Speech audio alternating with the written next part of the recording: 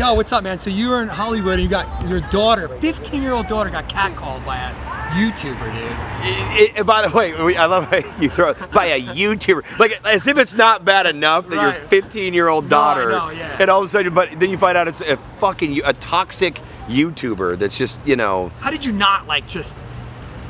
Did you know he was filming you? Did you know he was filming you? I knew he was filming. I didn't know he was live streaming. I mean, you know how these YouTubers are. They got the damn little, you know, narcissistic selfie sticks. Yeah. You know what I mean? Narcissistic ignorance, NCIS fucking selfie stick. So they're literally, he's facing at himself, and I'm like, what's going on right now? This is kind of weird. And I'm like, oh, he's filming. Oh, this is so he's gonna use this as a bit.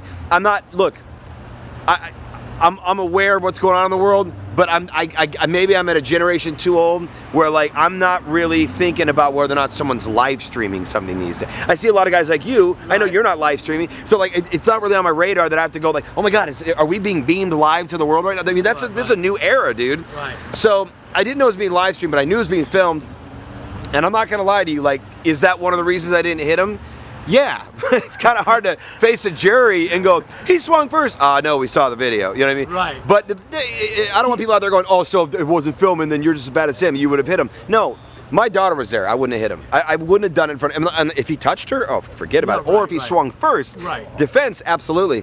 But, you know, dude, it's such a new era, dude. These are people that are like, they'll do anything, man. Yeah, so that's what I was gonna say, like, you know, I mean, I hate because I'm not a fan of, you know, I'm sure you're not a fan as a comedian, you're not a fan of censorship. But no. do you think there should be some kind of regulation when it comes to pushing the limits to getting clicks? Yes, because dude, like, take the camera out of the equation. Like, okay, on stage, like I'm making jokes, and if you take the mic out of the equation, I'm still just making a joke. You know what I mean? Like, I'm just trying to, you know, this is probably being live streamed right now. Are you trying to run us over? Is this for views, clicks? Yeah. I'm just kidding. But are we saying, see, she's laughing. But are we saying, like, you know, in other words, are they antagonizing you? Are they inciting violence? That's what I'm saying. Are they inciting violence? With what I do on stage, microphone or not, you being aware, or like if I see you on the street and I go, hey man, what's the deal with women these days? And I start telling you a joke, you can still laugh at that. You don't need the microphone or the awareness, the cognizance that there's a stage and a show going on. With this stuff, you take out what he's doing, he's just antagonizing. Yeah. Do you understand my point? Violence, yeah. That's all he's doing. He's literally a guy on the street going, so if he wasn't with a camera and he just had 4 boys with him, now you're just a guy going, hey guys, watch this, I'm gonna fuck with this girl. That's right. Did you see the video of the guys? By the way, if you Google YouTubers right now, a lot of them are out earning like major stars, dude. They're making huge money right now. I'm not saying this guy is, okay, but like a lot of them are. And if we allow guys like this to keep doing this, like, you know, my only fear with him is that I even hate saying his name. I'm not gonna say his name to you because I don't. Did you see the one in the video where the guy did that? It's a gun check. They go up and pull a gun on somebody to see if they're packing a gun. Oh my God, that's terrible. It's crazy. They just pull up people and they put a gun on them. That's a quick way to potentially die. And then they pull a gun back to see if they're, I think it's like, it's something like that. Like they pull out a gun to see if the other guy has a gun. Like, it's crazy. At a certain point, this isn't entertainment. No, I know. This was a special night.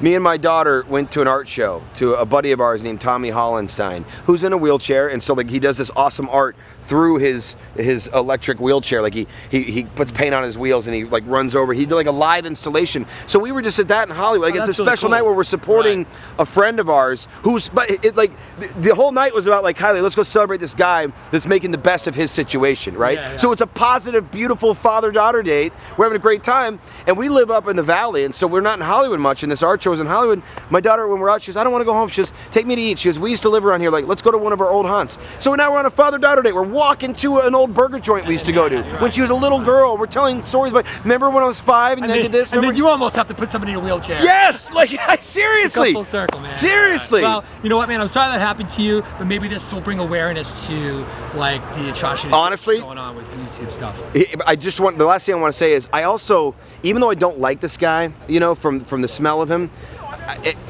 I don't like cancel culture either, and I know he's taking it hard now. And there's this empathic side of me that's like, I've made a lot of mistakes. I've needed a lot of forgiveness. So there's this part of me, like, you know, I'm not trying to like, you know, necessarily be like codependent with the whole thing, but like, I'd like to interview this guy. I've been thinking about, I'd like to have him like on a podcast or something, I'd like to talk to him because I don't think, by the way he's acting, I can't imagine he has like a fatherly figure or a brotherly figure. At every turn in the video, he looks terrible. There's not one moment where you're like, oh, well, he's just joker. No, he literally looks. Really and then his apology video. Where do you see that? His apology video, he apologizes to me. He goes, I apologize to Skyler Stone. He goes, apparently he's famous. I apologize. It's like he was apologizing to me because I have some fame. He not once in the video does he say, I'm really sorry to his 15-year-old daughter. That's who I owe the real apology to. Of course. And the next day she cried. My daughter cried. Wow. The next day she cried, and I go, why are you crying? She goes, I saw the apology video. I'm like, well, you don't think he's like making an effort? She's the one that brought it to my attention. She goes, Dad, he didn't even apologize to me. He goes, women are never going to be treated the same. He goes, this wouldn't happen to a guy. A guy would apologize, and so he apologized to you because you're a fucking man and because you're famous. He goes, he didn't apologize to me because I'm just a little girl. What does it matter? It's just a little girl.